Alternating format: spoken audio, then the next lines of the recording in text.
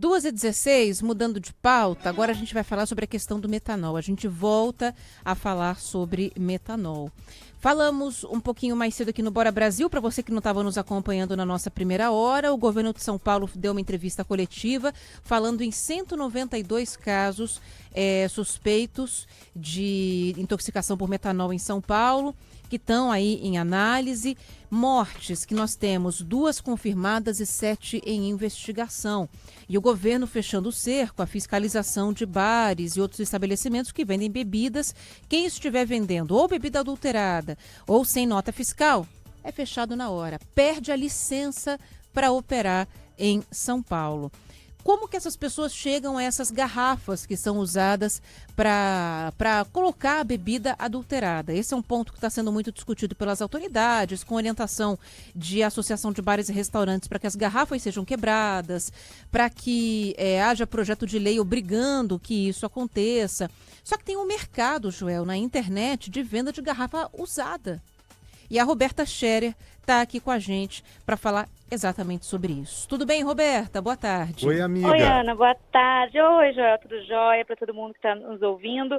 Há um mercado não só de garrafas, mas de selos, de tampinhas, de rótulos, o que alguns desses falsificadores chamam de roupinha, que é todo o rótulo completo ali de garrafas de uísque, garrafas de vodka, garrafas de gin importados e até mesmo nacionais, viu? A gente encontrou vários grupos nas redes sociais com esse objetivo, as pessoas pedindo que cor de tampa querem, que tipo de tampa querem, de qual bebida querem as garrafas.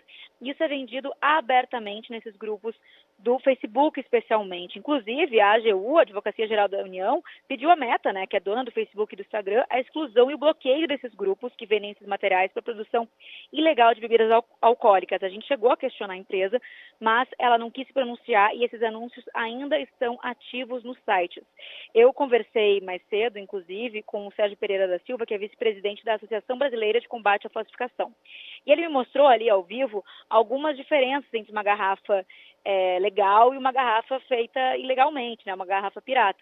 E são diferenças muito sutis, a altura do lacre, como é feito a marcação na altura da garrafa, são coisas tão sutis que as próprias publicações que eu mostrei para ele já excluíam essas diferenças, porque esse mercado ilegal anda muito rápido, né? De acordo com ele, as máquinas são tão boas quanto as máquinas da própria indústria, então nem mais aquela marquinha de lacre, que era uma coisa que era um pouco mais garantida há um tempo atrás, hoje não existe mais, dá para ver que elas são totalmente lacradas de um jeito que não tem como diferenciar mesmo o que é uma verdadeira e o que é uma garrafa falsa. Inclusive, o selo, aquele selo que fecha as garrafas em cima, né, a tampa para a garrafa, é vendido apenas pela Casa da Moeda. Mas eu mesmo podia ter comprado um hoje de manhã num desses grupos, porque eles são vendidos em milhares nesses grupos do Facebook, pessoal. O negócio é muito grande, né? Um mercado muito grande e que só agora estão começando a olhar com mais atenção porque a gente está falando de casos de pessoas que morreram. O selo é demais, né? A tampinha é demais.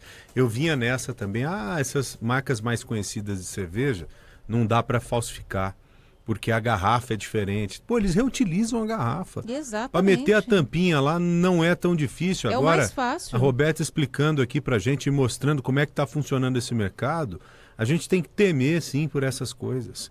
Uma coisa que Oi, Roberta. Uma coisa que a gente vê uma questão das garrafas, né, é que os anúncios são pelo tipo de garrafa. Então, eles justificam que estão vendendo para reciclagem, por exemplo, ou um bar mesmo que queira vender, justifica que está vendendo por reciclagem. Só que se fosse por reciclagem, eles anunciariam o tipo de vidro, ou simplesmente garrafa. Mas não, está anunciado ali, garrafa da vodka tal, linha tal, sabe? Uhum. Então, é claramente doloso, né? Não é uma intenção de reciclagem, é uma intenção de reuso para reinvase da bebida mesmo. Então, não há justificativa.